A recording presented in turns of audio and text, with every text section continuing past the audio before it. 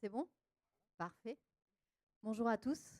Merci d'être venus si nombreux à cette conférence sur la gestion patrimoniale de la ressource et du service d'alimentation en eau potable, une question essentielle. L'objectif de cette conférence, c'est de faire un état des lieux, mais aussi de mettre en lumière les différents enjeux, qu'ils soient sanitaires ou encore économiques.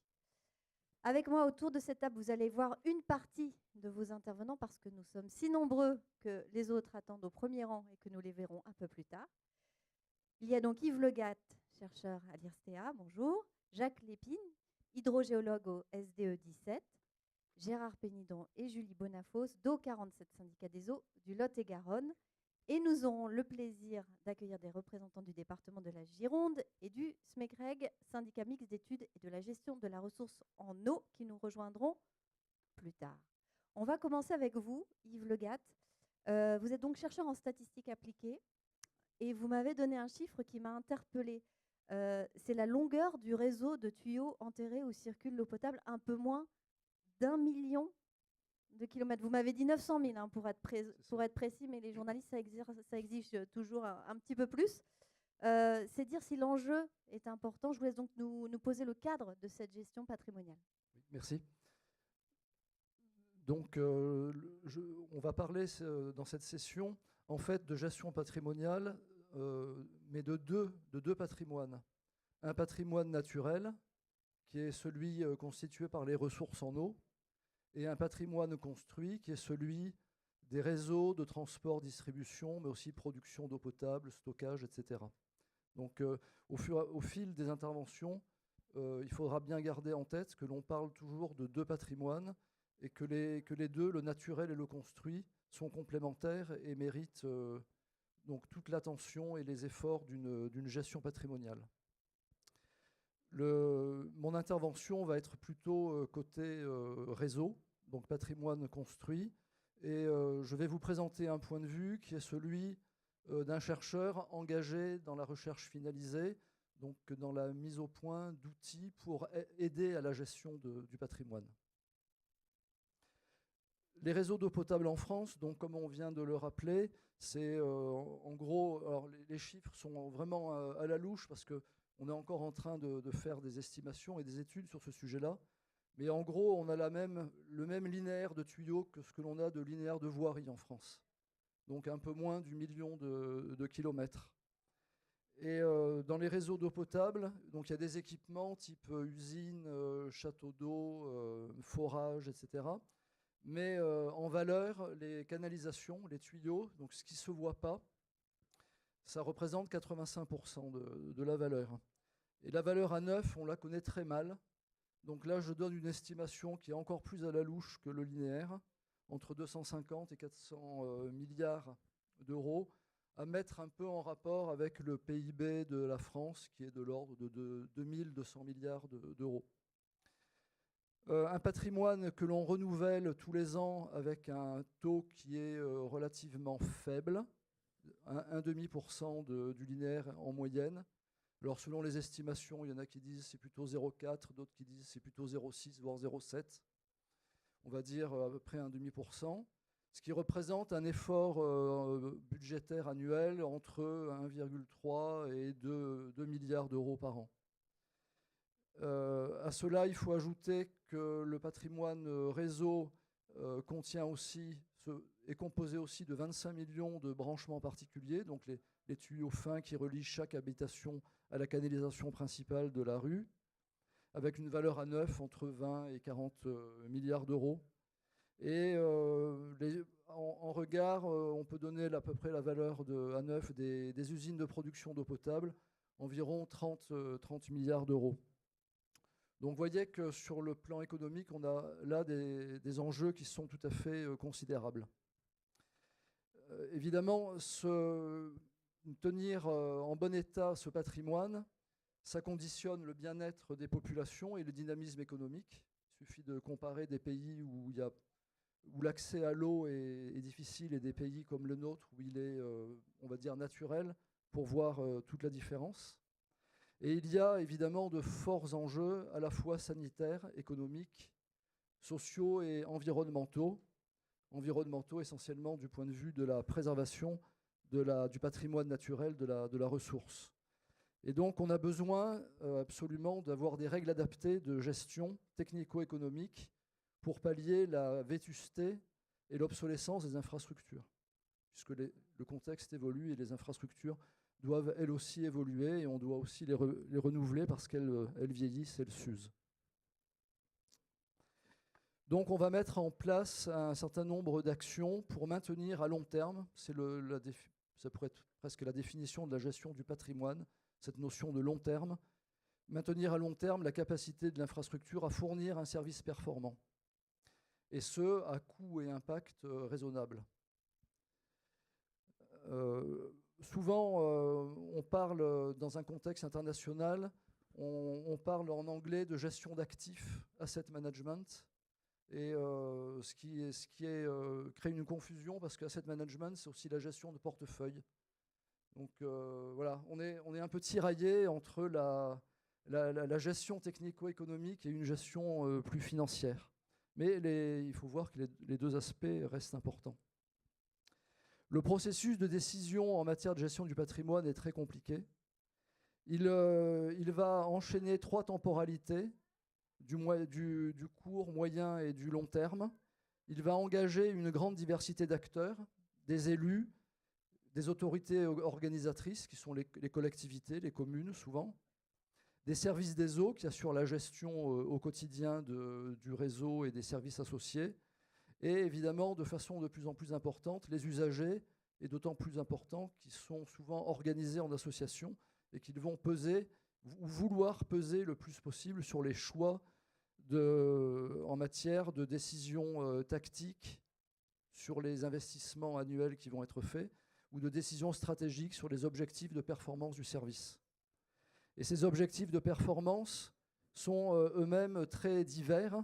Ils vont de la continuité du service, avoir de l'eau tout le temps, 24 heures sur 24 au robinet, donc limiter les casses sur le réseau, sur la maîtrise des pertes d'eau, ne pas gaspiller la ressource, surtout dans des situations comme nous dans la région, où on va le voir dans les interventions qui suivent, on a des situations souvent tendues sur la ressource. Avoir une eau de qualité, qu'elle ne soit pas polluée par des polluants, soit qui interviennent sur la ressource, soit qui peuvent provenir directement des tuyaux. Avoir un réseau qui fonctionne à l'économie d'énergie, parce qu'un réseau consomme aussi beaucoup d'énergie. Avoir une empreinte globalement environnementale la plus faible possible. Et une préoccupation qui se fait jour maintenant et qui devient de plus en plus importante, avoir un service et des réseaux qui peuvent s'adapter au changement global, au changement climatique, au fait que les ressources vont évoluer, que les populations se déplacent, se densifient à certains endroits, se dédensifient à d'autres. Dans ce cadre-là, on a un rôle qui est absolument central de l'information. Et là, on se rend compte qu'il est très important de bien connaître le patrimoine, à la fois son état actuel et son passé, ses chroniques de défaillance, de mise hors service.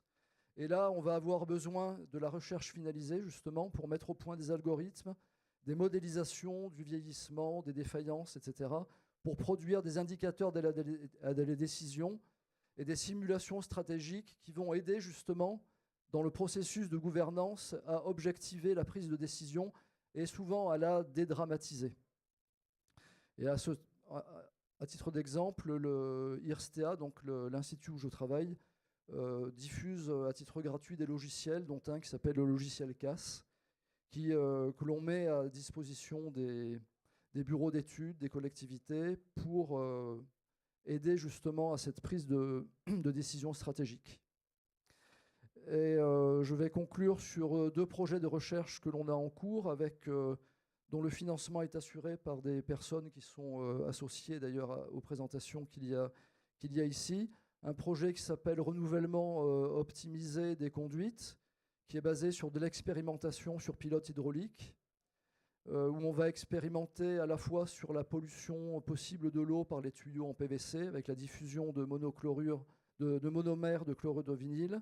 Et on va aussi expérimenter sur le comportement la relation des fuites avec la pression qui règne dans le réseau. Et on va en profiter pour faire aussi des investigations plus théoriques en sciences économiques sur l'analyse coût-bénéfice et les simulations long terme. Et un deuxième projet qui s'appelle le projet Chapeau, qui va s'intéresser plus spécifiquement à la gestion patrimoniale des réseaux dans un contexte de changement climatique et de changement global, avec des approches très interdisciplinaires en économie, en sociologie et en ingénierie. Voilà, et je vous remercie pour votre attention. Merci. On va écouter. Vous avez été parfait. On va écouter maintenant Jacques Lépine.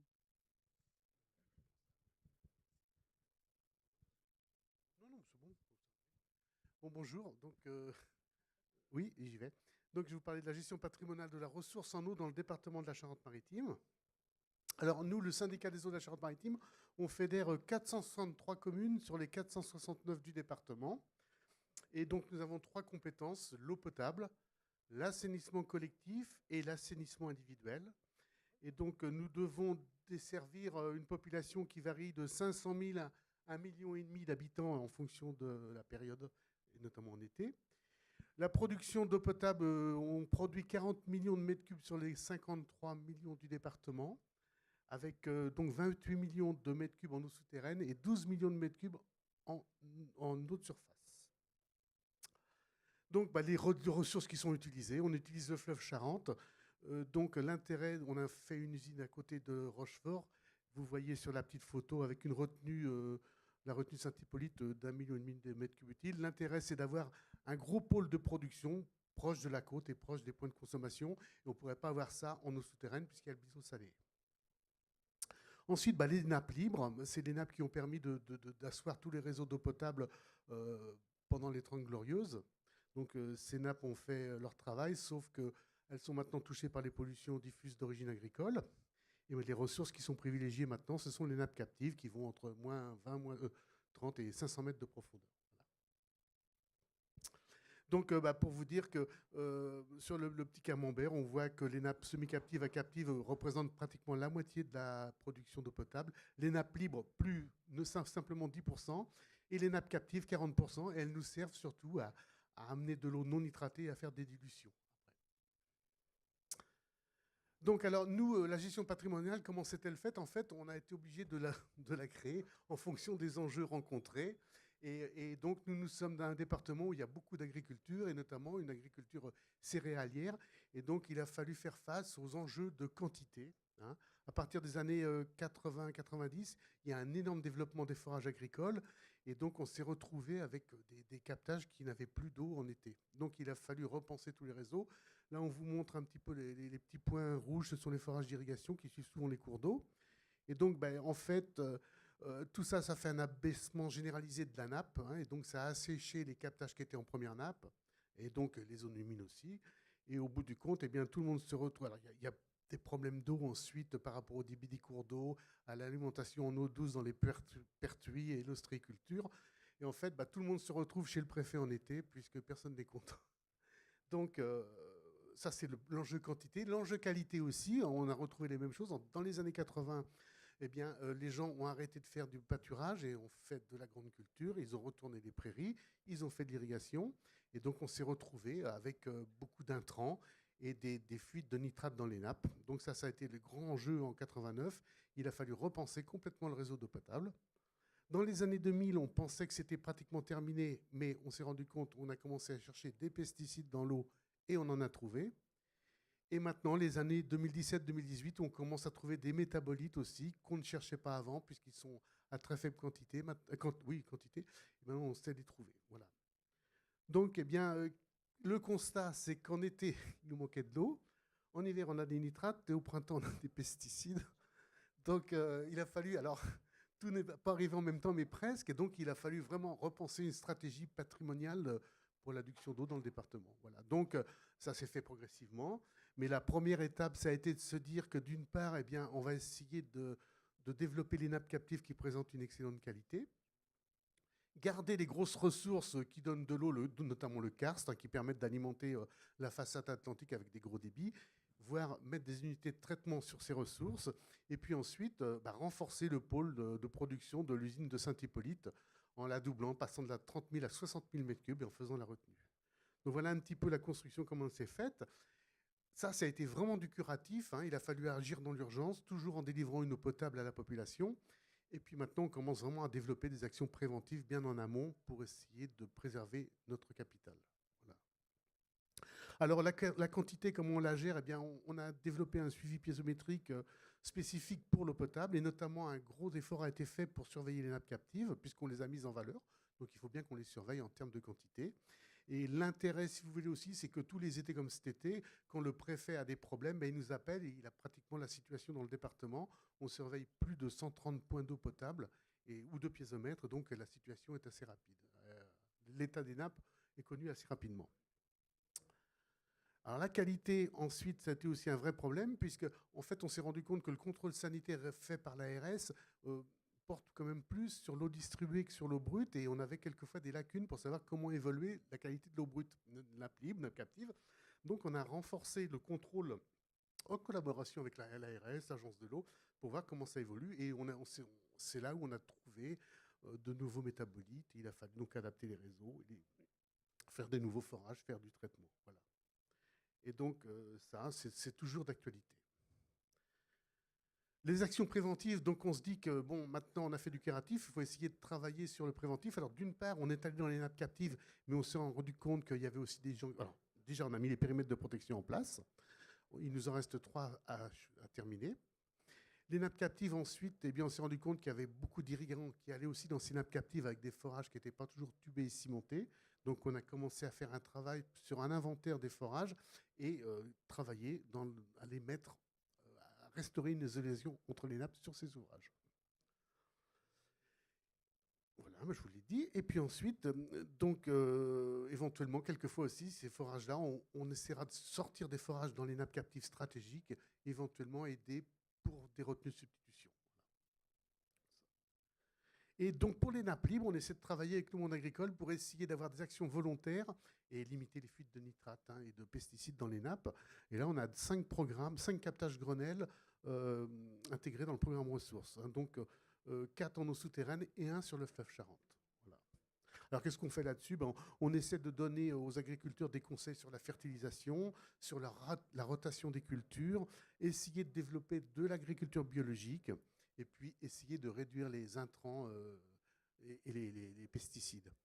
Et on travaille aussi avec les communes pour éviter de mettre des pesticides en voirie. Maintenant, ça devient réglementaire, mais voilà. Et ensuite, dans certains cas, on a aussi des acquisitions foncières. On achète des terrains. Alors, on vous a mis un petit crowbar sur le. Vous voyez, sur le captage, autour du captage, quand on pompe, on peut avoir des circulations verticales d'eau. Donc, on essaie de travailler à l'aplomb de ces secteurs, donc dans la zone d'appel. Et puis, on travaille aussi sur les plateaux karstiques où on récupère, on achète des terrains, on essaie de les mettre en bio ou en prairie. Et on replante des haies. C'est la petite photo qui est à côté. Donc, voilà un petit peu. Donc, nous, notre gestion patrimoniale, donc, elle s'est faite vraiment en fonction des enjeux qu'on a rencontrés. On a vraiment envie de maintenir un usage multiressources, fleuve, nappe libre, nappe captive, et voir un petit peu comment ça évolue avec des problématiques, vous en parliez tout à l'heure, du réchauffement climatique. On a toujours une pression agricole qui est très forte en termes de nitrates et de pesticides, et en quantité aussi. On arrive quand même à s'en affranchir. Et donc, notre gros enjeu maintenant, c'est d'essayer, les nappes captives, il n'y a pas de nitrate, il n'y a pas de pesticides, donc essayer vraiment de les garder prioritairement pour l'eau potable. Voilà. Et puis donc, les nappes captives, essayer de récupérer de la qualité. Alors, pour conclure, cette gestion patrimoniale a vraiment été rendue possible par la mutualisation de toutes les structures du département et par la taille du syndicat des eaux de la Charente-Maritime, qui fait qu'on peut développer des grandes infrastructures à l'échelle du département. Je vous remercie. Merci beaucoup pour cette présentation. Je vais maintenant donner la parole aux représentants d'Eau47, syndicat des eaux du Lot-et-Garonne cette fois. Merci. Donc, je vois qu'on est quand même tous confrontés aux mêmes problématiques. Habituellement, quand on intervient dans une conférence, c'est un peu pour briller ou pour présenter des victoires. Là, je vais présenter autre chose. Ça passe tout seul, c'est pas bien. Je vais plutôt vous présenter des échecs, mais l'idée, c'est quand même, vous savez qu'un échec, ça nous fait avancer malgré tout. C'est quand même l'idée de partager avec vous ces échecs pour essayer d'éviter que vous-même, vous ne tombiez dans les mêmes pièges. Alors, Eau47, c'est effectivement un syndicat départemental donc, de grande envergure, avec peu d'abonnés malgré tout, 85 000 pour 8 000 km de réseau. Ça veut dire une densité de moins de 10 abonnés au kilomètre, 15 millions de mètres cubes captés, il y a 2300 fuites à peu près par an, c'est énorme. Et bien sûr, donc un rendement qui est à peu près aux 2/3, 67 et quelques pourcents. Les ressources sont fragiles, comme partout. On puise une partie de nos ressources dans les rivières, Béis, Garonne, Lot, qui présentent des étiages sévères. 22 forages profonds qui représentent 80% des besoins. Ce sont des forages en nappe captive ou quasi captive. Et puis quelques sources qui sont effectivement très malmenées sur l'été. On ne va pas passer tous les territoires du syndicat, ça n'a aucun intérêt, mais vous retrouvez cette faiblesse de densité d'abonnés à travers les 8000 km de réseau. Et on est sur un habitat dispersé, donc avec effectivement des canalisations qui sont au milieu des champs, au milieu des forêts, avec une difficulté à les suivre, au moins visuellement. Les rendements, parfois moyens, parfois mauvais, et les ILP, indices linéaires de perte, sont du même niveau, c'est-à-dire parfois moyens, parfois mauvais.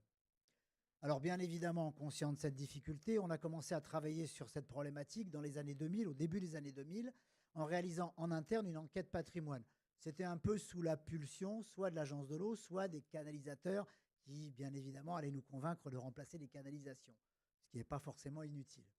On a travaillé sur seulement 5000 km de réseau pour essayer de circonscrire notre action. Et on a travaillé beaucoup à l'aide des systèmes d'information géographique des exploitants, des délégataires. Et je dois reconnaître qu'à l'époque, l'outil nous a été bien utile.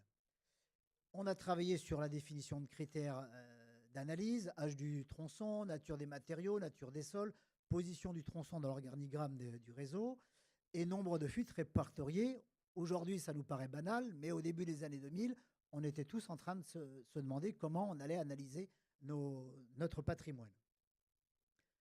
Dès 2006, ce qui veut dire qu'on a eu affaire à des élus très intéressés au sujet, on a lancé les premiers programmes d'action avec la mise en œuvre de la sectorisation. Aujourd'hui, ça nous paraît banal, mais il y a 10 ans, ça ne l'était pas.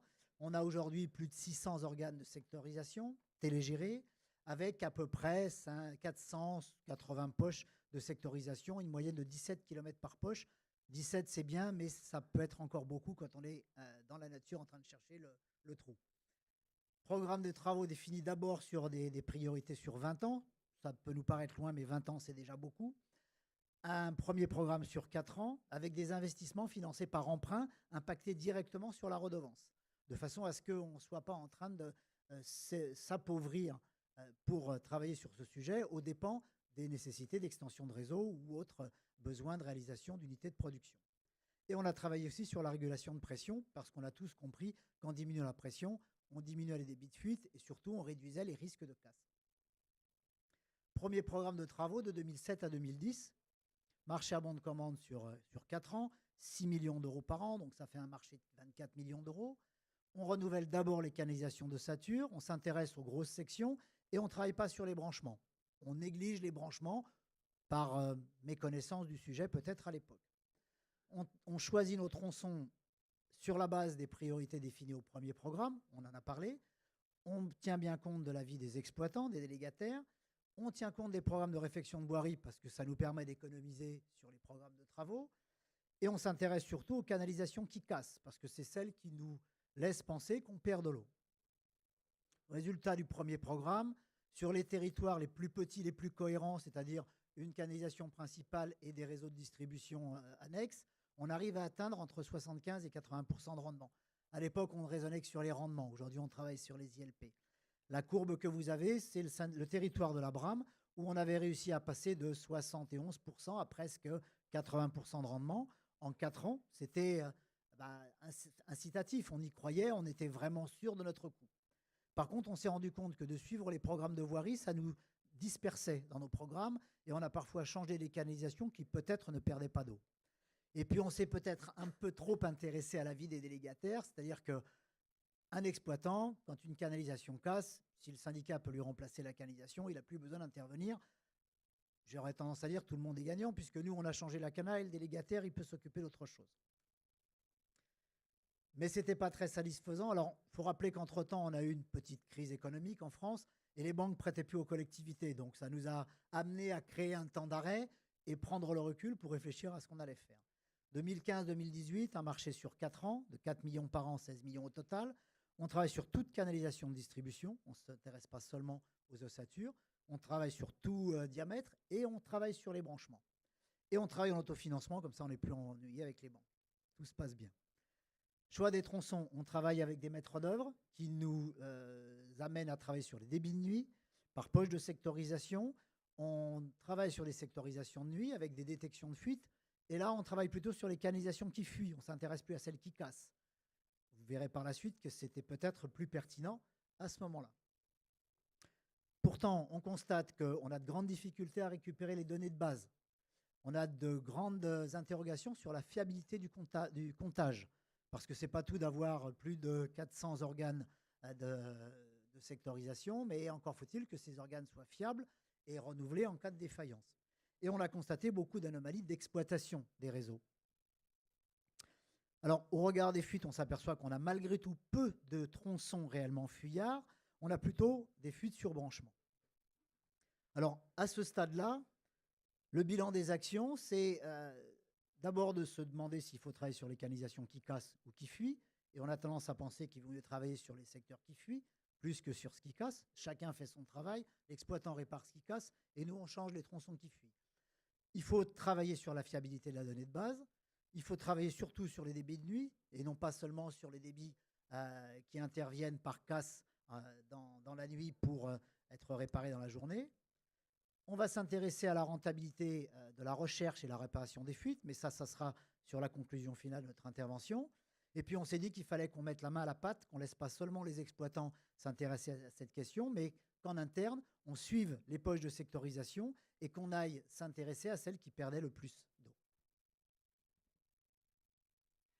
Donc, c'est mon travail au sein de 47.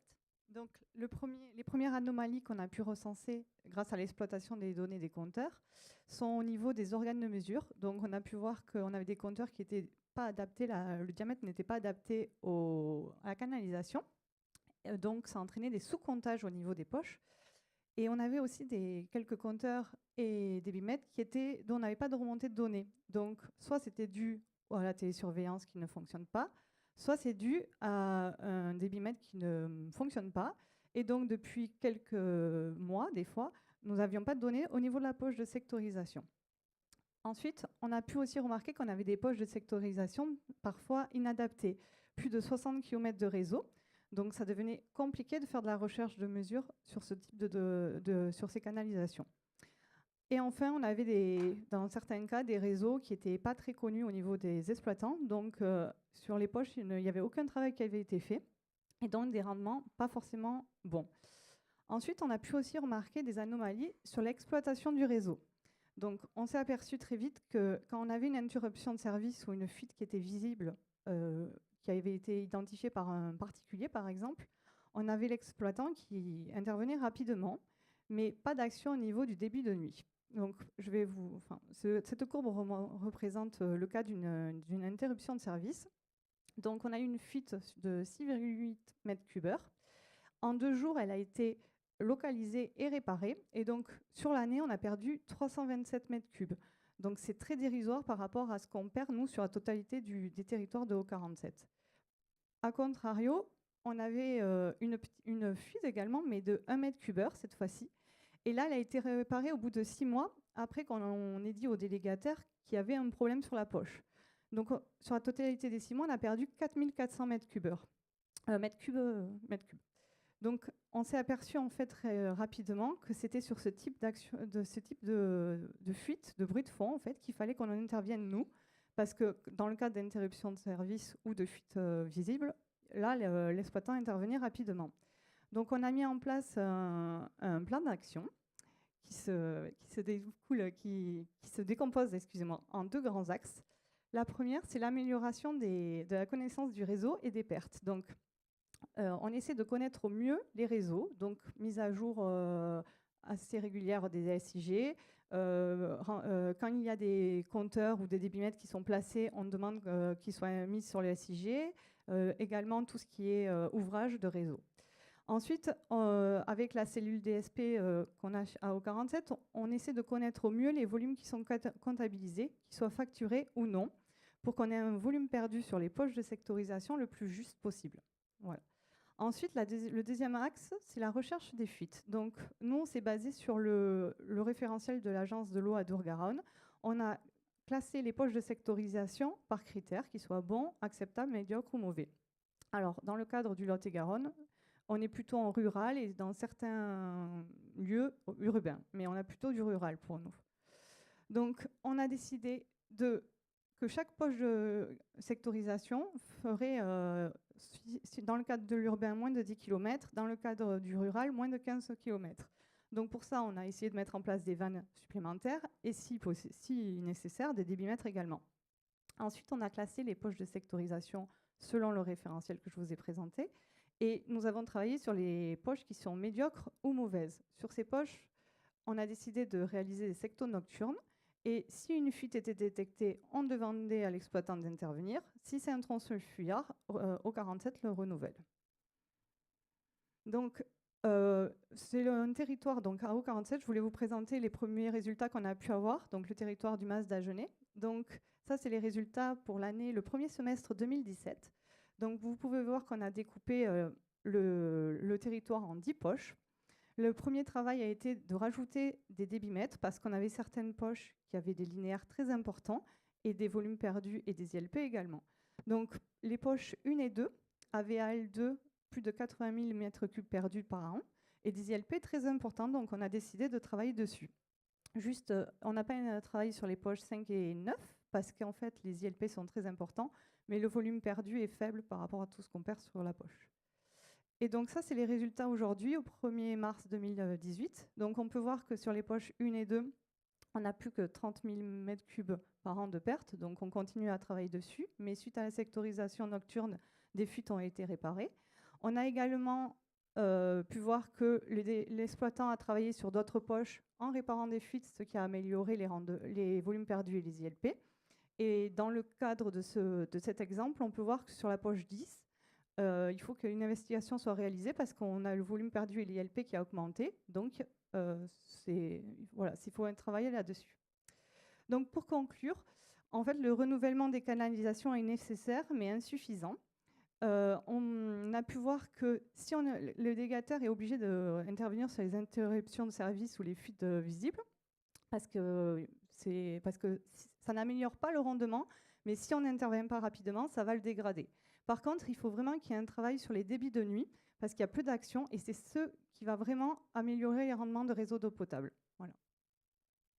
Alors, la conclusion que l'on tire après toutes ces observations, c'est qu'effectivement, il ne suffit pas de changer les canalisations, mais il faut accepter la conclusion qui n'est pas forcément celle qu'on veut entendre au départ, que aller réparer des fuites, même dans un contrat de délégation, c'est anti-économique.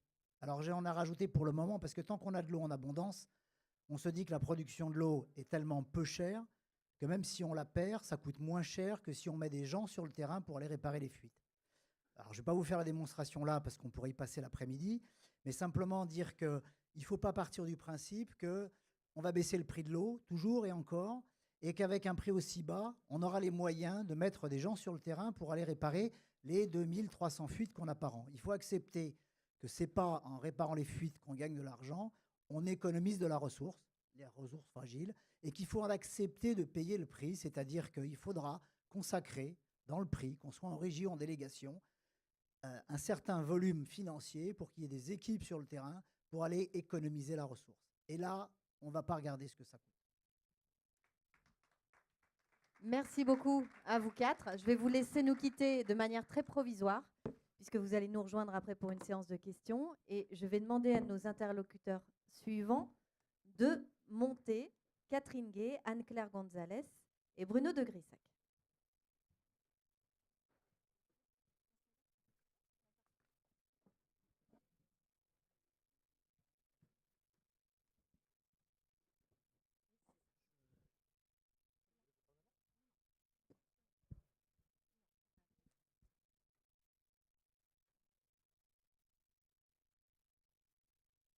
Excusez-moi, je fais une petite mise à jour technique. J'arrive.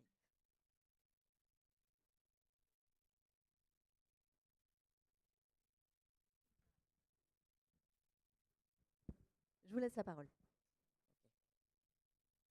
Voilà, je vais vous rappeler d'abord le contexte de la... C'est bon? C'est bon? Je vais vous rappeler le contexte de la Gironde. Donc, en fait, en Gironde, on prélève la plupart de l'eau potable dans les ressources, dans les nappes profondes, notamment dans les Hauts-de-Seine. Et à force de l'exploiter, il se trouve que ces nappes sont déficitaires, notamment en zone centre. Pour cela, il a été mis en place un SAGE nappe profonde en novembre 2003 et qui a été révisé en juin 2013. Donc, le périmètre de ce SAGE est le département en totalité de la Gironde. Les ressources concernées sont les nappes principalement utilisées, donc l'Éocène, mais aussi l'Oligocène, le Crétacé et le Miocène. Et les objectifs sont ceux de la préservation, comme l'indique l'Agence de l'eau, pour maintenir et restaurer le bon état, sa valorisation, la consolidation et la pérennisation du mode d'approvisionnement en eau potable, et aussi un objectif très important qui est l'optimisation, c'est-à-dire d'atteindre un indicateur qui est de 75 mètres cubes par an par habitant, quel que soit l'usage et quelle que soit la ressource. Pour les différents moyens pour atteindre ces objectifs, tous les partenaires du département y participent. Le SMIGREG qui en parlera tout à l'heure, puisque c'est le secrétaire technique du SAGE et de la clé. Donc, au niveau de la gestion des prélèvements et des ouvrages, il y a eu un renforcement des obligations au travers du règlement du SAGE de 2013. Ce sont les services de l'État qui ont charge de faire appliquer ce règlement et de s'assurer que les volumes prélevés pour chacun des forages respectent ces autorisations.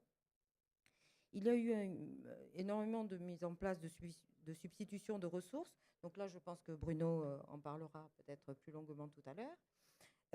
Et au niveau de l'optimisation des usages de l'eau, qui concerne tous les usagers, il y a eu différents projets, notamment Mako, dont Anne-Claire parlera tout à l'heure, mais aussi toutes les actions qui sont mises en place pour la réduction des pertes en réseau.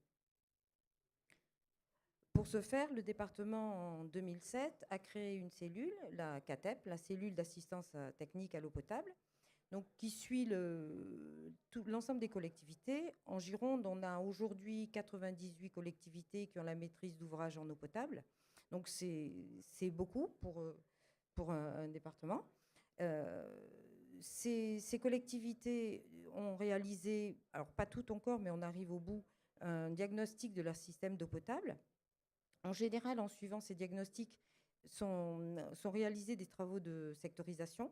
Donc nous, contrairement au 47, on a énormément de travaux de sectorisation avec énormément de superviseurs qui sont en charge dans les collectivités et des actions ensuite de politique de lutte contre les fuites. La CATEP, rapidement, donc, a mis en place un guide technique pour mettre en place une sectorisation, des cahiers des charges type sur les travaux de sectorisation, ainsi qu'avec l'aide des partenaires, un cahier des charges sur les études diagnostiques. Pour aller un petit peu plus loin dans l'aide de la réduction des pertes, le département aide les collectivités financièrement à renouveler le réseau par le biais du phare, qui est un fonds d'aide au renouvellement des réseaux. En fait, c'est une amorce sur 3 ans, avec un programme sur 3 ans pour aider les collectivités sur un petit linéaire. Mais c'est une amorce et c'est un démarrage pour les collectivités. Et on a mis en place un indicateur du fonctionnement de la sectorisation, parce que comme dans le 47, on se retrouve avec des difficultés sur un certain nombre de travaux sur la sectorisation dont je vais aborder maintenant.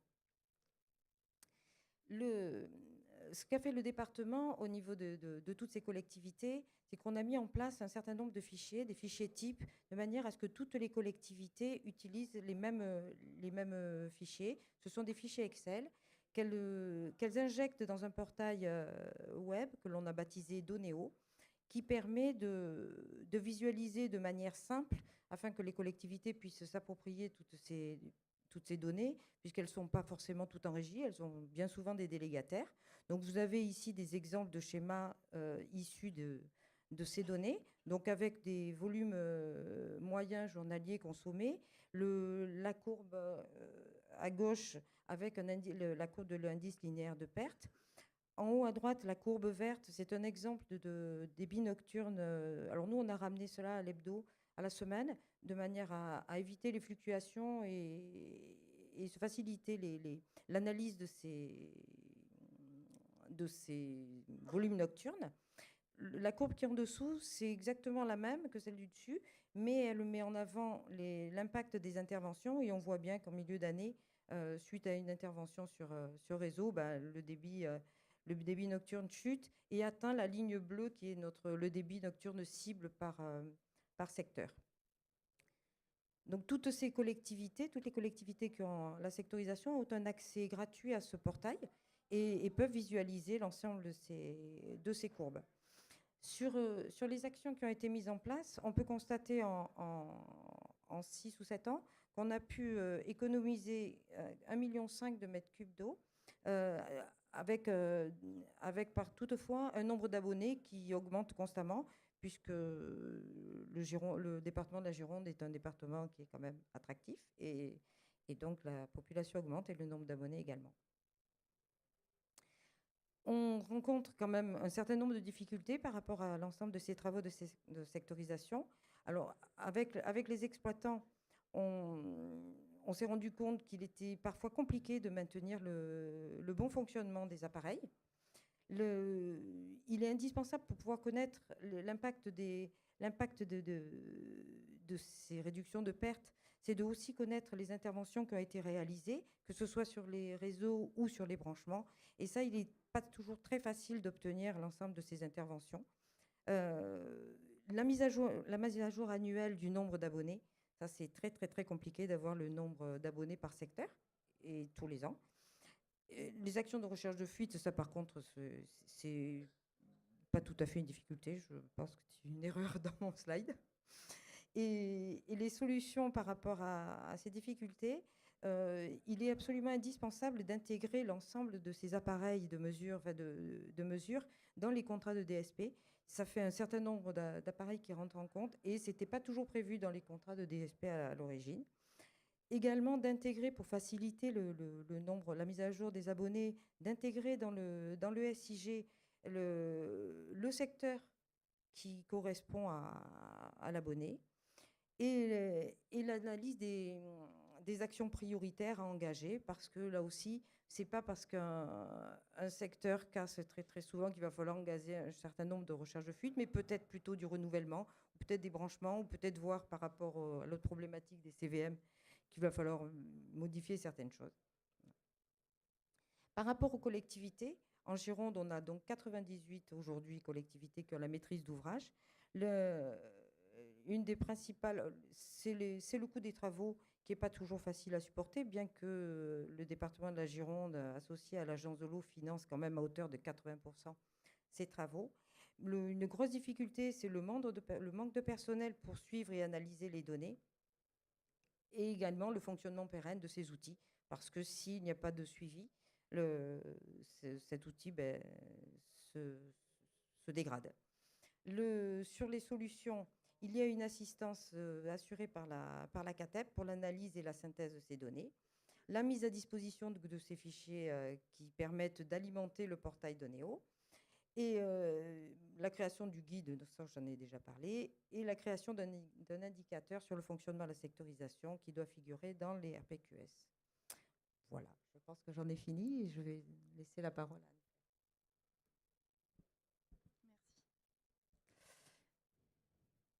Donc, je vais aborder l'action de modulation de pression qui a été mise sur le réseau du syndicat du Blayais.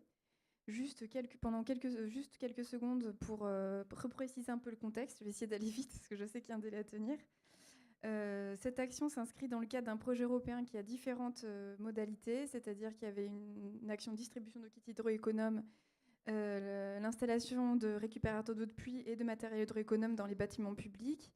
C'est un projet qui est mené avec le SMEGREG, la ville de Mérignac et le syndicat des eaux du Blayais et qui est financé par l'Europe à 50%, l'agence de l'eau 20% et la région. Pour situer un peu le syndicat du Blayais et expliquer un peu le contexte, c'est un syndicat de 950 km de réseau d'eau potable qui comprend 33 communes, 39 000 habitants desservis et 18 900 abonnés. Les données concernant le rendement de réseau et l'indice linéaire de perte, en fait, sont des données actualisées avec la modulation. Voilà, c'est pour expliquer qu'on n'est pas parti de là, mais c'est ce que ça donne maintenant, mais je vais aller un peu plus dans le détail. Au départ, quand le syndicat s'est engagé dans le projet MACO, il avait déjà mis en place depuis quelques années des actions déjà pour réduire les fuites. C'est passé par le renouvellement des réseaux, la réalisation d'un diagnostic en 2007-2008 qui a permis après de réfléchir à une sectorisation qui a permis d'engager une campagne de recherche de fuite et la modulation de pression en 2014. Je vais aller plus dans le détail de chaque phase, mais donc l'objectif du syndicat dans l'idée de se lancer dans ce projet a été vraiment de réfléchir à une stratégie de gestion des fuites de manière à réduire les casses, améliorer le rendement du réseau et aussi dans l'idée d'avoir un meilleur suivi et fonctionnement du réseau par la suite, parce qu'on parlait justement de la suite, de l'entretien, de la sectorisation et du suivi. Et voilà, donc ça, c'était aussi un élément important du projet. La sectorisation qui a eu lieu donc en 2013 a permis, en 2012, pardon, a permis de faire cette modulation et a permis d'en mesurer l'efficacité, parce que finalement, elle a permis de fournir des indicateurs de performance hydraulique, mais des mesures de débit de fuite dans certains secteurs qui étaient justement problématiques. Pour installer cette modulation de pression, il y a eu plusieurs étapes, mais que je ne vais pas toutes vous rappeler ici parce qu'on n'aura pas le temps. Il y a eu toute une démarche, un processus long et intéressant, mais intéressant. Là, je vais juste parler de la simulation qui a été faite sur un modèle hydraulique qui a permis d'instaurer la sectorisation, mais aussi en injectant les données de sectorisation, d'essayer d'estimer l'impact de la modulation sur le réseau. Donc les points rouges sont les points à forte pression qui dépassent les 8 bars. On voit bien qu'avec c'est une simulation, hein, avec la modulation de pression, on peut réduire à 4-5 bars. C'était au préalable, ça. Donc, voilà. À la suite de ça, la modulation de pression s'est mise en place.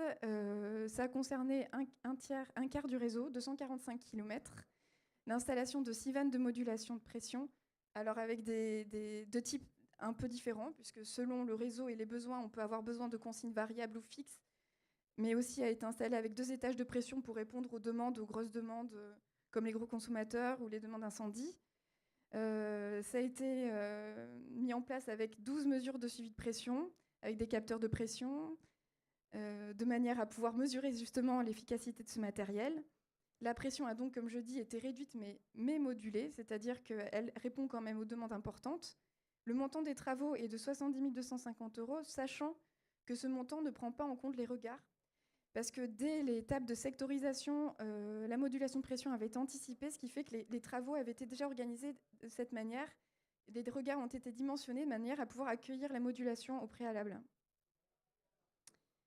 Donc la modulation concerne 5 secteurs sur 21 et 30% des abonnés.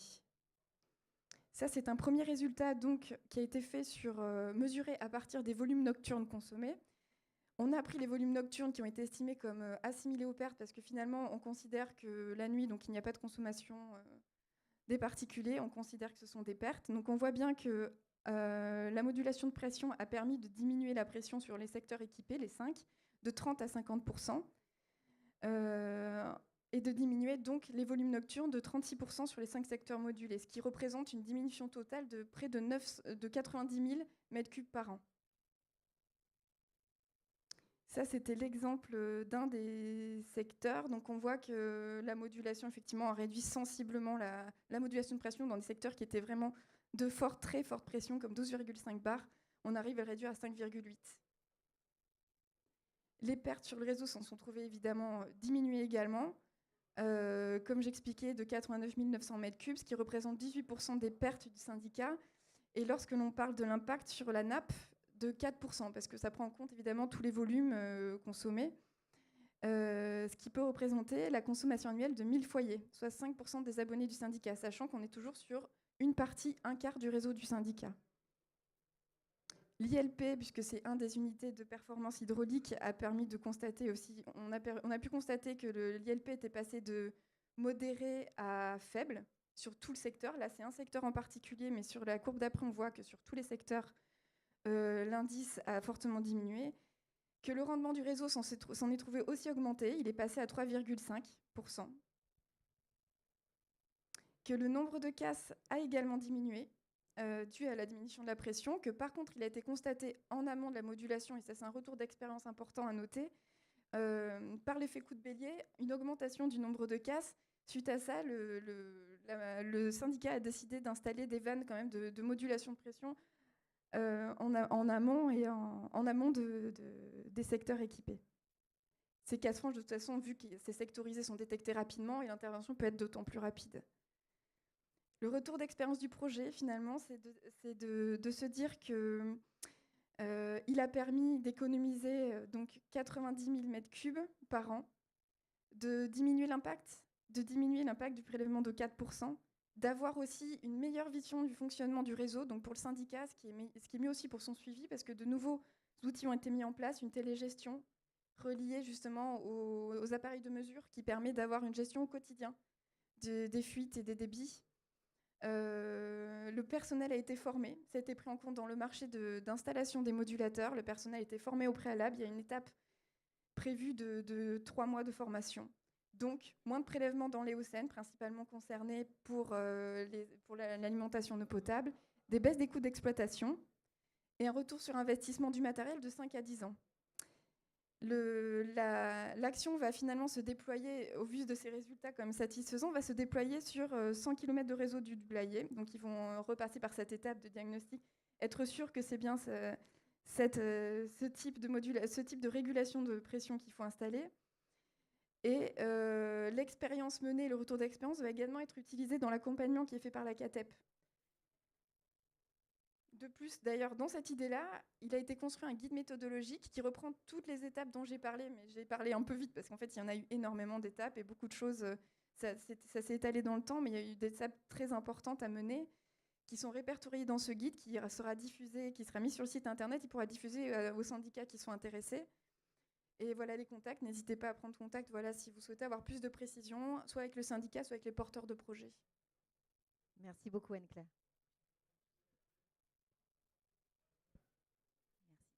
On va laisser le mot de la fin provisoire au SMECREG et à Bruno de Grissac avant les questions. Donc tout ça pour quel résultat? L'objectif de ma présentation, c'est de prendre toutes ces actions qui ont été évoquées lors de cette présentation et pour regarder ce qu'elles nous donnent en termes d'efficacité et d'efficacité de la gestion de la ressource. Alors, la Gironde, c'est le plus grand département du territoire national avec plus de 10 000 km², c'est presque 1 500 000 habitants.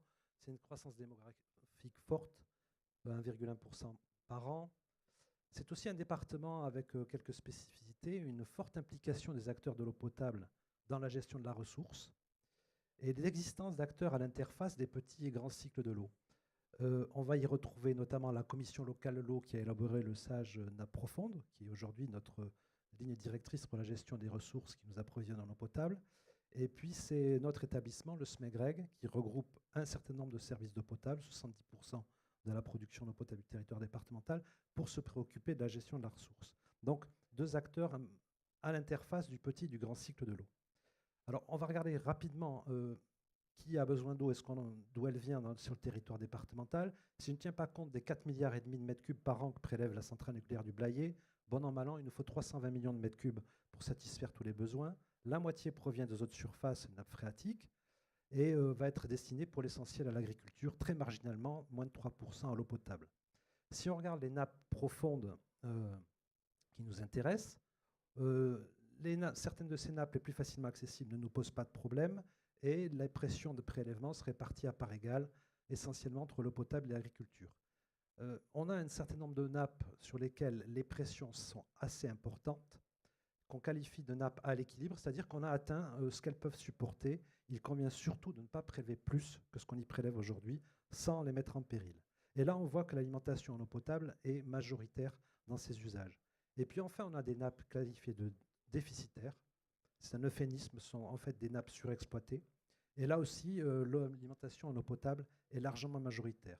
Restaurer un équilibre acceptable dans ces nappes pose une question et qui est l'enjeu du SAGE nappe profonde. En fait, c'est la pérennisation d'un mode d'approvisionnement en eau potable qui nous garantit, nous, Girondins enfants gâtés, une très grande garantie sanitaire à moindre coût. C'est-à-dire qu'il faut se dire que les nappes captives qui nous alimentent, elles sont totalement exemptes de substances de la chimie moderne. Alors, Gérard Péninon parlait tout à l'heure du coût de la ressource qui pouvait nous motiver à mieux gérer nos infrastructures. Là, c'est même plus que le coût de la ressource, c'est sa valeur que l'on peut mesurer à l'aune des enjeux sanitaires liés à la présence de ces molécules dans notre eau potable. Alors, le SAGE, il a été élaboré en 2003, révisé en 2013. Son objectif, bien entendu, de réduire les prélèvements dans les nappes surexploitées, avec une priorité donnée à l'optimisation des usages, c'est-à-dire une politique d'économie d'eau et de maîtrise des consommations pour toutes les nappes et tous les usages, complétée, et ça on sait qu'on en aura besoin, pour les nappes surexploitées par des substitutions de ressources. C'est-à-dire que nous savons en Gironde, d'ores et déjà, que nous allons devoir modifier à peu près 20% de nos approvisionnements en eau potable pour rétablir un équilibre dans ces ressources. Un préalable à ces substitutions, c'est la révision des autorisations de prélèvement. Et si je le dis, je vais l'illustrer tout de suite, vous allez comprendre pourquoi. Si on prend la nappe de l'Éocène, qui est la nappe la plus médiatique, retenez le chiffre, il faudrait ne pas y prélever plus de 40 millions de mètres cubes par an. C'est ce qu'elle est capable de supporter, pas au-delà. On y prélève aujourd'hui 60 millions de mètres cubes, donc on dépasse de 20 millions de mètres cubes ce qu'elle est capable de supporter sur le long terme. On pourrait se dire, bon, le problème n'est pas si grave que ça, il y a un effort à faire en termes d'infrastructure. Sauf que si on examine les autorisations de prélèvement qui ont pu être délivrées par l'État au cours du temps, on arrive à un total de 180 millions de mètres cubes. Donc 40 millions de mètres cubes ce qu'elle peut supporter, 60 ce qu'on y prélève déjà, et les autorisations de prélèvement dans la nature représentent 180 millions de mètres cubes de prélèvement par an. Donc premier travail, réviser les autorisations de prélèvement, ce qui n'est pas évident, ce qu'a fait l'État quand même. Et puis une politique d'économie d'eau de maîtrise des consommations, on va aller dans le dur, qui doit réduire nos prélèvements dans ces nappes, complétée par une politique de substitution de ressources. Vous l'avez compris, l'enjeu, c'est que l'effet cumulé des économies d'eau et des substitutions nous permettent d'atteindre les objectifs du SAGE, c'est-à-dire ramener nos prélèvements à ce que peuvent effectivement supporter ces nappes. Donc cette révision des autorisations par l'État, elle a été faite entre 2003 et 2013. Ça n'a pas toujours été simple, mais c'est fait. La politique d'économie d'eau, elle est en cours de mise en œuvre et elle sera toujours en cours de mise en œuvre. C'est une politique, on va dire, de développement durable qui nécessite en fait des efforts de tous les jours. Dès qu'on baisse la garde, eh bien, c'est une politique dont l'efficacité diminue. Et puis des substitutions de ressources, avec la question où, quand, qui, avec quelles ressources. Eh bien, on est dans le dur aujourd'hui là aussi, puisque le premier projet de substitution, à concurrence de 10 millions de mètres cubes par an de production, est en cours de mise en œuvre par Bordeaux Métropole pour alimenter l'agglomération bordelaise, mais bien au-delà des territoires ruraux, pour un montant de 60 millions d'euros d'investissement. Alors, c'est une politique à déclinaison multiple. Tous les acteurs sont concernés, mais on va parler essentiellement de l'eau potable dans un premier temps, avec un objectif de réduction des pertes sur les réseaux d'eau potable, avec 3 obligations faites de 2003, mais parmi une liste importante, des RPQS obligatoires, avec des indicateurs normalisés, et même dès 2003, une obligation de télédéclaration. SISPEA, que vous connaissez tous, existait en Gironde, avec un site dédié sur une obligation de renseigner les indicateurs dès 2006-2007 sur le site internet de la préfecture, une obligation de diagnostic de réseau qu'a évoqué tout à l'heure Catiguet, une obligation de sectorisation pour les services alimentés par des unités de gestion déficitaires, et puis des réductions de consommation, n'est plus sur le réseau mais sur les usages, avec notamment des actions de sensibilisation et de communication vers les particuliers, un programme d'action pédagogique en milieu scolaire, je n'entrerai pas en détail, des espaces info-économie d'eau calqués sur les espaces info-énergie de l'ADEME, plus des actions particulières, le projet MACO, des actions vers les collectivités, vers les acteurs de la vie économique, et notamment les industriels. Tout ça pour quelle efficacité? Alors si je fais une comparaison en photo de la distribution en eau potable en Gironde entre 2005 et 2013, sur la base d'études très fines, eh bien on peut s'apercevoir que les pertes en distribution sur cette période ont diminué de 9 millions et quelques de mètres cubes, que les logements ont consommé 1,6 million de mètres cubes en moins, que les usages collectifs ont diminué. Seule augmentation, c'est l'activité économique qui prélève qui utilise plus de 2,1 millions de mètres cubes par an. Et ça, on peut s'en satisfaire puisque en fait, cette augmentation de consommation est liée à une augmentation de l'activité, liée elle-même à l'attractivité du territoire. Et ce qui est intéressant de voir, c'est que alors que tout ça diminue à part l'activité économique, ça représente quand même 10 millions de mètres cubes en moins, à comparer aux 10 millions de mètres cubes, 60 millions d'euros qu'on est en train d'investir pour aller chercher 10 millions de mètres cubes ailleurs. Et dans le même temps, la population a augmenté de plus de 100 000 habitants. Donc on pressent que le territoire a commencé à enrayer une croissance continue des prélèvements dans le milieu naturel. Alors, on peut le regarder sous la base d'une autre illustration. Vous avez en bas la croissance démographique sur le territoire départemental depuis 1968 et en haut les prélèvements totaux sur le territoire départemental pour la production d'eau potable. La courbe du haut s'arrête en 2003. 2003, c'est l'approbation du SAGE. 2003, c'est aussi l'année où démarrent les projections qui nous ont permis d'élaborer cette politique avec une croissance démographique. On la voit peut-être sur le graphique, cette petite courbe en pointillé. On avait à ce moment-là des projections de croissance avec des taux bien inférieurs à ce qu'on connaît aujourd'hui. Et les projections de demande qu'on pouvait faire à l'époque, c'est cette courbe en pointillé que vous voyez là aussi. Et en fait, ce qu'a permis cette politique d'économie de maîtrise des consommations, c'est de stabiliser nos volumes prélevés, voire de les limiter. Vous voyez que cette courbe se sépare à la fin en rouge, eh bien, c'est lié à une pollution sur une source qui oblige à prélever pour gérer cette pollution. Et on en tient compte, on n'en tient pas compte dans nos calculs, mais vous voyez quand même, en tenant compte de cette mise en décharge très importante sur le territoire de la métropole, on a quand même maîtrisé les volumes prélevés pour l'eau potable. Alors, qu'est-ce que ça donne en termes d'indicateur global? Alors, on utilise un indicateur peu fréquemment utilisé qui est le volume prélevé par habitant sur la ressource pour l'alimentation en eau potable, toutes ressources confondues. Ce n'est pas le consommer, c'est le prélever. Pour un habitant girondin, voilà ce qu'il faut prélever. Donc, on démarre à peu près en 68 pour le gauche de la courbe. Et vous voyez qu'on a une croissance continue de ces volumes prélevés par habitant pour l'eau potable jusqu'au début des années 90, une stabilisation, puisque depuis 2003, on a permis de réduire la pression d'un habitant sur la ressource. Le SAGE prévoyait un certain nombre d'objectifs, vous avez fixé des seuils, vous voyez, on a atteint ce qui s'appelait les économies d'eau renforcées, avec aujourd'hui une pression sur la ressource de 75 habitants par an. La question qu'on peut se poser, alors voilà, c'est des hypothèses que nous utilisons pour les projections à long terme, sauf que la question qu'on se pose aujourd'hui, c'est est-ce qu'on va tenir ces ratios relativement faibles ou est-ce que notamment le changement climatique et de nouveaux usages qui sont en train d'apparaître ne vont pas amener ces ratios à remonter? Est-ce qu'il ne faut pas s'attendre à voir la pression par habitant sur la ressource augmenter? On le pressent au travers de quelques études qu'on a pu faire, notamment sur les dernières canicules qu'on a pu connaître. Et si on fait des projections avec les scénarios du changement climatique, on pressent qu'on ne va pas tenir ces seuils durablement. Alors, un autre moyen d'évaluer notre efficacité, c'est la consommation. Là, j'ai pris la synthèse des données CISPA 2013.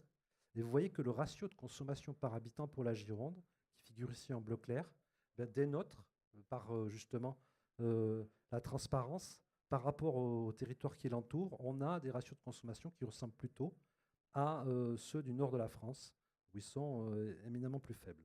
Donc, autre satisfaction. Donc ça, c'est la consommation domestique. Et puis, il y a une autre façon d'évaluer aussi l'efficacité de cette politique. C'est quand on regarde nos besoins en infrastructure pour résoudre notre problème. Quand je suis arrivé dans le département en 1999, on disait souvent qu'il faudrait 3 infrastructures de production à 50 millions d'euros, 60 aujourd'hui, pour résoudre notre problème. Donc 150 millions d'euros d'investissement à consentir. Cette politique d'économie d'eau, elle nous permet aujourd'hui d'affirmer qu'on n'aura besoin que de 2 projets, donc 20 millions de mètres cubes par an, donc 100 à 120 millions d'euros d'investissement. Et la différence, ce sont des coûts évités que l'on peut affecter à cette politique d'économie d'eau. Voilà les quelques illustrations des résultats de cette politique de gestion du patrimoine infrastructure au profit de la gestion de la ressource dans sa globalité. Merci beaucoup. Je propose à nos intervenants précédents de revenir sur scène. Je vais même leur laisser ma place. Revenez. Parce que maintenant est venu le temps des questions. Et je suis sûre qu'il y en a quelques-unes dans cette salle. Ce sujet a dû vous interpeller, suscite des interrogations. Est-ce qu'il y a quelqu'un qui va oser se lancer? N'hésitez pas. Même pas une petite question? Yves Le Gall, moi je vais vous en poser une de questions. On a toujours ce débat quand on regarde le problème des canalisations, le problème des fuites, le problème du prix de l'eau, le problème de la valeur donnée à l'eau. Est-ce qu'on investit suffisamment ou pas? Il y a toujours cet éternel débat.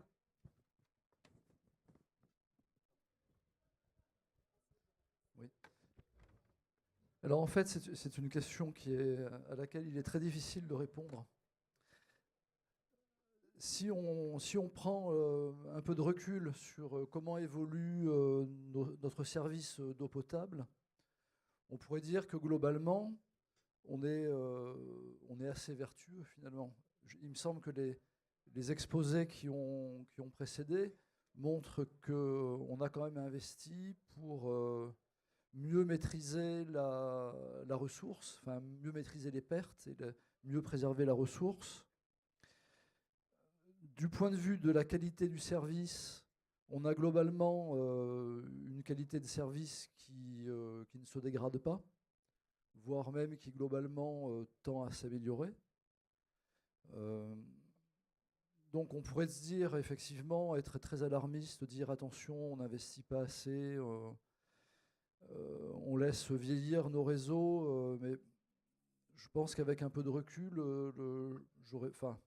c'est mon sentiment avec le nombre d'années que j'ai passé à étudier la question. Je serais assez confiant pour l'avenir, en fait. Ce qui m'inquiète plus, c'est les problèmes de pollution de la ressource. Où là, je pense qu'on ne fait pas assez, justement, pour éviter les pollutions agricoles en particulier.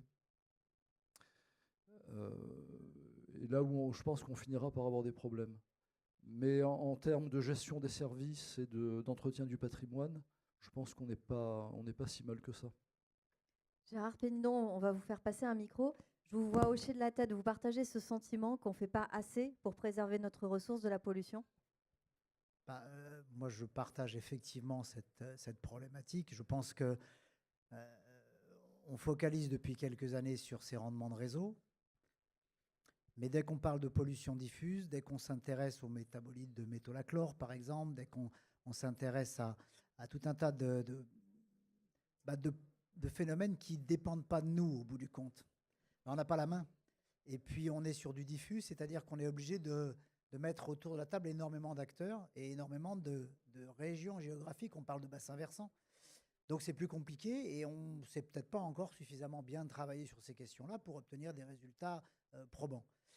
Mais effectivement, quand il est question du rendement des réseaux, même si parfois on vit des écueils, on vit des échecs, on apprend avec ça et on corrige notre tir. Et puis tout compte fait, c'est vrai qu'on pourrait s'interroger, quand on a mis 40 millions d'euros en Lot-et-Garonne pour s'apercevoir que nos rendements n'évoluent pas bien, on pourrait se dire, est-ce que ce n'est pas de l'argent jeté par les fenêtres? Ça ferait plaisir à certains présentateurs d'émissions de télévision, mais au bout du compte... Des noms, tout de suite? Non, j'ai personne en tête précisément, mais j'aurais tendance à dire que quand on est sur 8000 km de réseau, c'est-à-dire à peu près 1 milliard d'euros, quand on a mis 40 millions, quelque part, ce n'est pas grand-chose et que ce n'est pas étonnant qu'on n'ait pas encore de grands résultats. Par contre, effectivement, quand on commence à regarder aux côtés de l'ARS, aux côtés de nos partenaires sanitaires, on s'aperçoit qu'on découvre tous les jours de nouvelles problématiques et qu'on est un peu démuni parce qu'on n'a pas la main directement sur ces problématiques.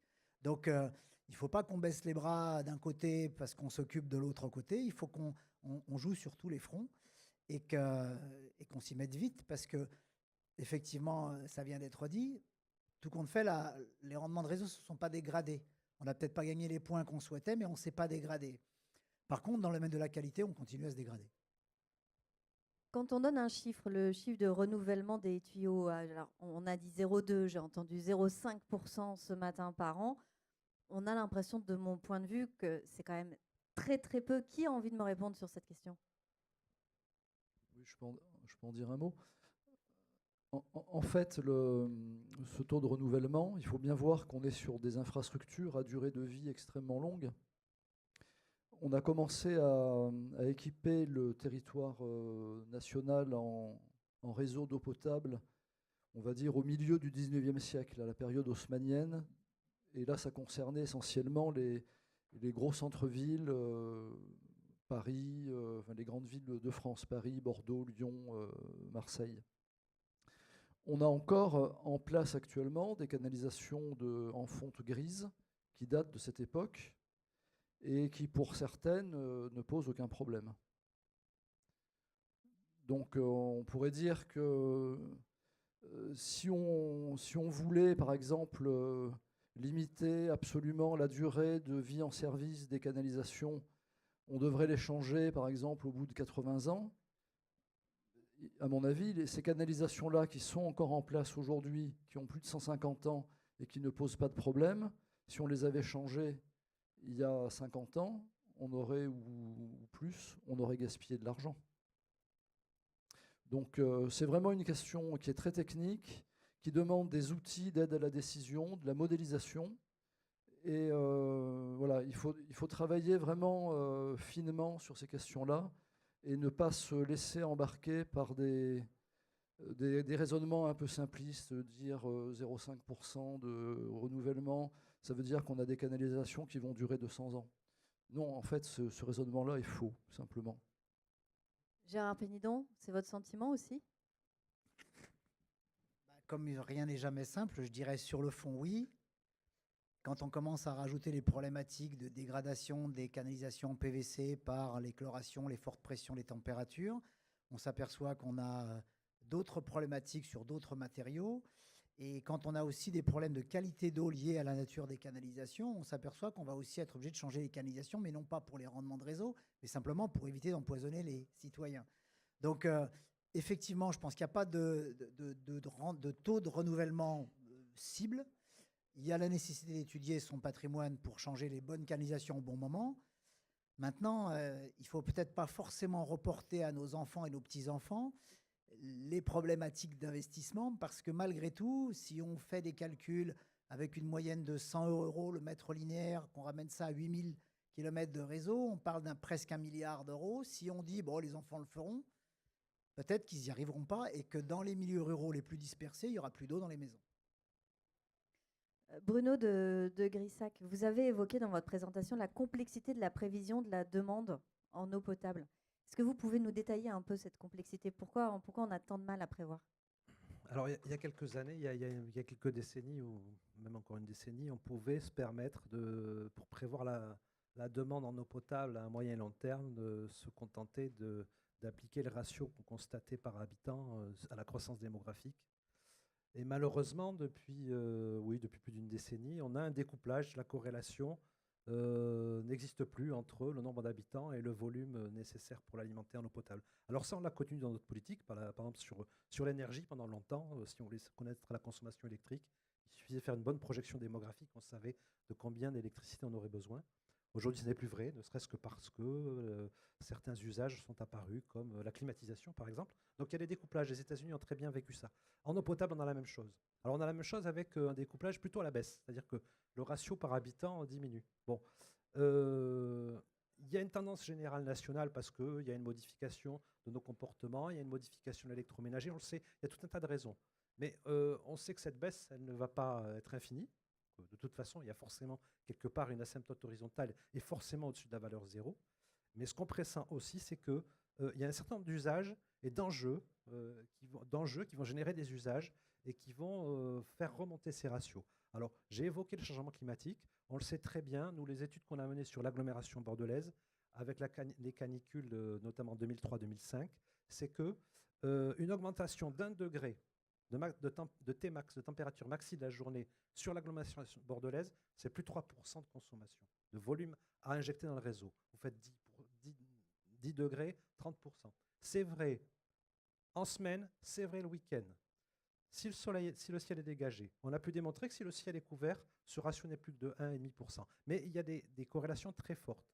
Quand on utilise les scénarios du GIEC de changement climatique, déclinés à l'échelle locale, et qu'on se projette, on se dit mince, si on garde la même population, on va avoir une augmentation, notamment à la pointe, de la demande en pointe qui va être assez faramineuse. Il faudra que mon réseau soit capable de l'absorber, ou il faudra que je sois capable d'effacer un certain nombre de demandes sur le réseau.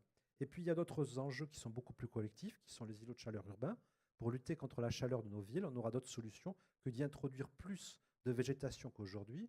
On a une ville très minérale, très belle, Bordeaux, mais c'est très minéral. Je pense qu'en pressant la marche arrière avec la nécessité d'injecter de l'espace vert qui va transpirer et rafraîchir l'espace collectif, parce qu'aujourd'hui on est plus dans une logique, je rafraîchis mon espace privé et je rejette mes calories dans l'espace public.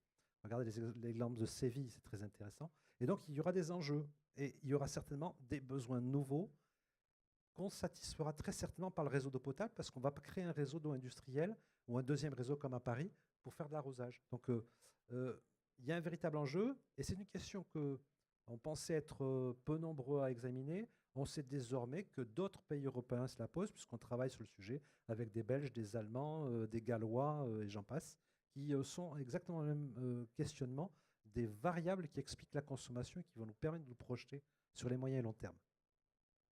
Une question dans le public. Pour achever ce débat, Yves Le Gall, on a parlé des enjeux de demain de la consommation en eau potable qui allait augmenter. C'est quoi les axes de la recherche pour nous aider? Alors, les axes de la recherche, en fait, en matière de gestion du patrimoine, c'est de mieux connaître le comportement des tuyaux dans le temps. Alors, jusqu'à présent, on a beaucoup travaillé sur les effets du vieillissement sur le taux de casse. C'est, je veux dire, chronologiquement, c'est là-dessus que les efforts de recherche ont le plus porté depuis le milieu des années, enfin depuis les années 90. Et maintenant, on se rend compte qu'on a un déficit de connaissances sur les effets du vieillissement, sur les fuites. On ne sait pas modéliser correctement la relation entre l'âge des tuyaux et l'ILP, par exemple, dont on a beaucoup parlé dans les présentations précédentes.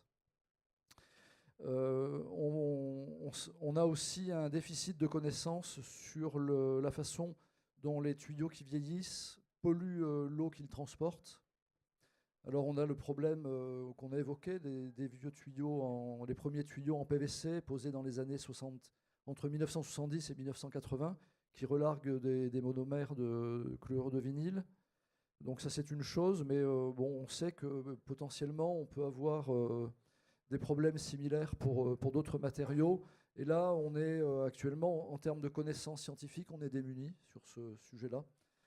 Et dans la mesure où la prise de décision en gestion du patrimoine va consister à renouveler annuellement, pas forcément beaucoup de tuyaux, mais essayer de taper au bon endroit et au bon moment, et que les problèmes à résoudre sont multidimensionnels, des problèmes d'interruption de service avec les casses, de pollution de l'eau, de fuite, etc., d'obsolescence avec les tuyaux qui, avec le changement global, vont se retrouver ne plus correspondre à la demande, parce que leur diamètre sera par exemple insuffisant s'ils ont un quartier à desservir dont la population a fortement augmenté, ou bien l'inverse, des tuyaux qui vont se retrouver avec un diamètre trop élevé si la population dans la zone desservie a diminué. On a des cas dans le département. Et donc voilà, on a un problème qui est multifactoriel. On sait que l'âge des tuyaux est un élément très important, et donc on a des efforts à faire en termes d'acquisition de connaissances sur la modélisation des effets de l'âge sur ces différents paramètres. Je vous remercie tous pour cette conférence extrêmement intéressante. Merci à vous.